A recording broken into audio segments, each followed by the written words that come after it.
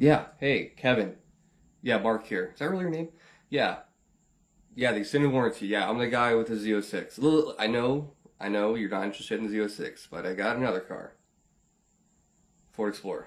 Shitbox edition. Damn it. Alright, welcome back to the channel, boys and girls. Another fun edition of Corvette News with your host, Vet on Vets. A couple of quick updates. I finally have my coilovers adjusted how I want them. In the process of making a video on how to adjust them and getting a alignment, all that stuff, and I'll have that video out in a couple days for those that are curious about my coilovers. Hopefully this week I'll have my sister back on the channel for a fun little segment. Not sure what we're going to do yet, but it'll be interesting and fun. Alright, so today I got 6 interesting Corvette stories from all around the globe. So we'll go ahead and get right into it. Alright, this first story is very interesting. It's the almost in production 4-seater Corvette, the 1962 4-seater Corvette that was meant to go head-to-head with the Thunderbird. And they actually made a couple of these. Here's some pictures right here. And to be honest, I'm not even mad about the look. It actually looks pretty cool. If they'd went 4-seater way back then, no one probably would have cared because it didn't have much heritage yet. I am glad they stayed 2-seat throughout its inception. Corvette, of course. But, no, this isn't a bad little design. It looks like a really fun little coupe. It almost has hints of British 60s Jaguar, if you will. Yeah, I'm not mad about it. Or Porsche, maybe. Looks pretty cool. Unfortunately, they don't go into detail of why it never went into production. I'm going to assume upper head management was like, no, let's keep production down.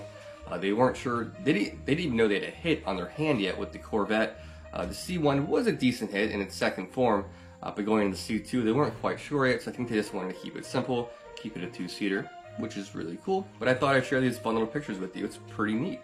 I'm surprised one of these isn't in the Corvette Museum. Alright, some more C8 Corvette news. Looks like all allocations to New Zealand and Australia are already sold out. The car is not even expected to be there until later this year. They are allotted 250 units for the 2022 model year, but with only 250 units there, you can imagine the markup is going to be ridiculous. And to get your hands on one of these American dollars is going to be $147,000. And I can imagine markup's going to be close to $200,000 to get your hand on a right-hand drive C8 Corvette in Australia. They're not going to have too many of them in Australia, maybe a couple hundred a year over the next few years, so they'll be pretty rare. I'd imagine they'll fetch a pretty hefty price tag. Something I didn't know, up until recently, whenever you bought a Chevy product in Australia, you bought it through Holden, but since Holden is now no more, you now get them through GM's specialty vehicle, GM SV they call it. So yeah, any Chevy product in Australia, you can get it through them now. It's kind of weird. They will only be getting the 2LT and 3LT in the Z51 package, and they're only going to have very few colors available. And to order one specifically, you really can't. Dealers are going to get what they get, pretty much what GM's like, no, you're going to get this, and you're going to be happy with it.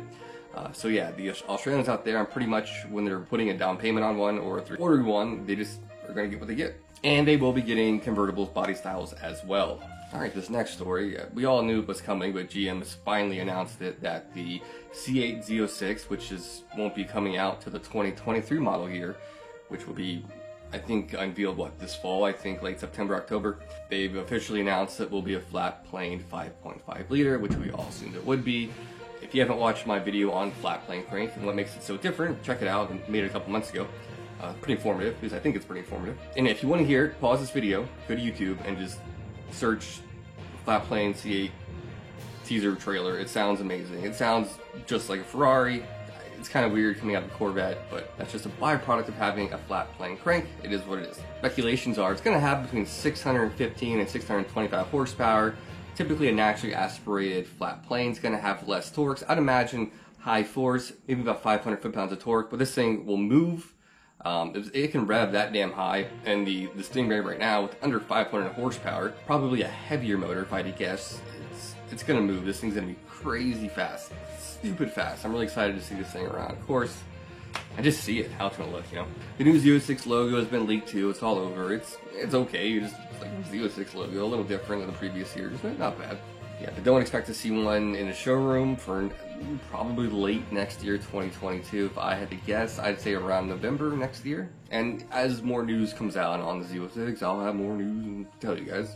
This next story is no real surprise, but it's interesting. Second quarter sales of the C8 are dominating the segment. Of the sports car segment, 65% of the segment belongs to the Corvette. This is with everything from Porsche, Mercedes, BMW, Ford GT, Acura, Audi, all those cars combined, the Corvette is making up 65% of the sales. It blows my mind. The i8 only sold 2 last quarter, which is nuts. And the Ford GT actually sold 30. That's a lot more than I thought they made a year. But yeah, last quarter, the C8 made roughly 8,000 units. I know they had a small break, but they're on track to make, in the next few years, about 32,000 units per year, which isn't too bad. All right, the crazy thing too is that the C8 Corvette's not even in its final form. You know? It's still in its base model form. You're gonna have a Grand Sport variant, a hybrid variant, the Z06, the E-Ray, the ZR1, the Zora. This thing's gonna be crazy. It's gonna be a 10-year run easily.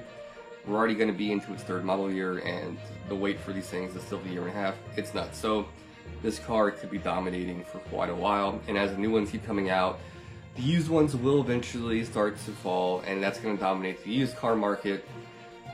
I hope you don't see them everywhere, because it won't make it as cool. You probably will. It's just the nature of how it works, I guess.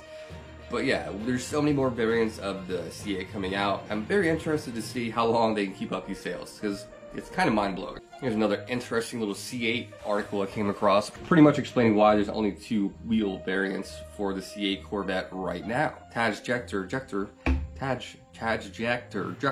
pretty much says that the 5-spoke design is a hallmark design. It's tried and true. There's only certain ways you can mold it, make it different, add different aluminum to it.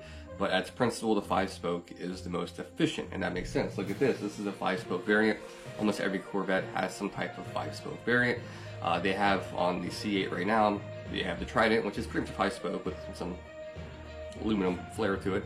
And then you have the other 5-spoke kind of split rims. Neither one do anything for me. They also explain that as they have more models coming out, there will be more rims. They explain as the C7 went on, every model year they got a couple more rim options. I would imagine by the end of the gestation of the C8 Corvette, there's going to be at least 12 to 15 different rim options between the ZR1, Z06, a Grand Sport, an E-Ray, you name it. So more wheels are coming, and they can't blow their load at once. They got to take it slow. There's going to be a lot of very different customization configurations to the C8.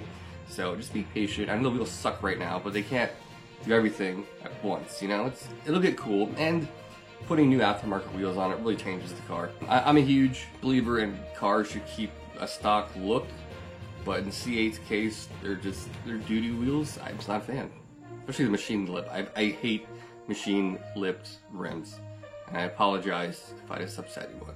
I didn't mean to. I just don't like them.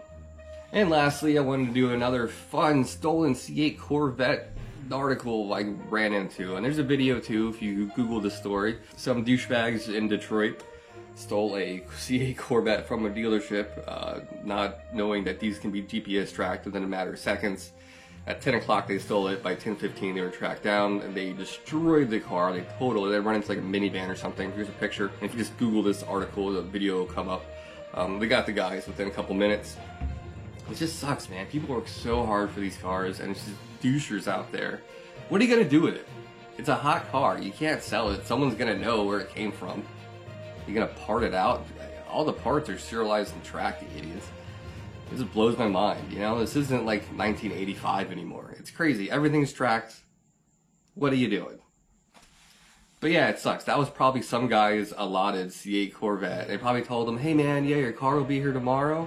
We'll have it prepped for you. We're just doing all the dealership stuff we gotta do. Yeah, come on in about 2 o'clock. Yeah, 2 o'clock it'll be here. Guy shows up, he's like, you're not gonna believe it. Someone stole your car and it's destroyed. Like, what? That sucks. And now he's back on the waiting list. It's unfortunate. I'd be so mad. It just sucks. People are just douchebags, man. God, these Corvette crashes just piss me off, man. It gets me upset. It is what it is. It's sad, but I thought I would include it because I guess it is Corvette news. The good thing no one was hurt, luckily. I think last week there's all kind of fatalities in Corvettes. It's crazy. And there was one in a C6 yesterday. Some guy in a yellow convertible destroyed it right into a telephone pole. It just blew up from flames, so that sucks. So, anywho, that's all the Corvette news I got for this week, guys. Hope you guys enjoy this. I'll have some fun new Corvette content coming out next. I gotta think about doing my spoiler setup next. My rears, of course, are 18s. I cannot for life of me find Speedline or Alcoa factory rims in 18s without paying like $1,000 a piece on eBay. So I might need to do some replicas. I'll sand them down, I'll get the correct paint, I'll paint them myself. I don't mind doing it. It'll actually be a fun video. So of course I gotta do the rims first. I'll probably do 295s up front, 305s in the back, and then once the rims are squared away, I'll either do the upgraded Z06 or the Wilwood brake kit. And then, yeah, I think that's like the last big ticket item for this build. So that'll be probably early fall. I'll start doing that. I have so many other projects going on, you know. Alright, anyways guys, I'm gonna go edit this and fart around. It's Sunday night. I'm gonna relax a little bit. So cool. I'll catch you guys next time. Mark out.